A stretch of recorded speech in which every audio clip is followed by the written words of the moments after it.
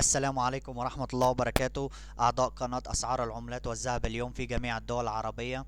نستعرض معكم اليوم السبت الموافق 4/3/2017 أسعار الذهب في مصر، حيث حل سعر الذهب عيار 24 686 جنيه، سعر الذهب عيار 22 629 جنيه، سعر الذهب عيار 21 600 جنيه، سعر الذهب عيار 18 514 جنيه، سعر الذهب عيار 14 400 جنيه، سعر الذهب عيار 12 343 جنيه.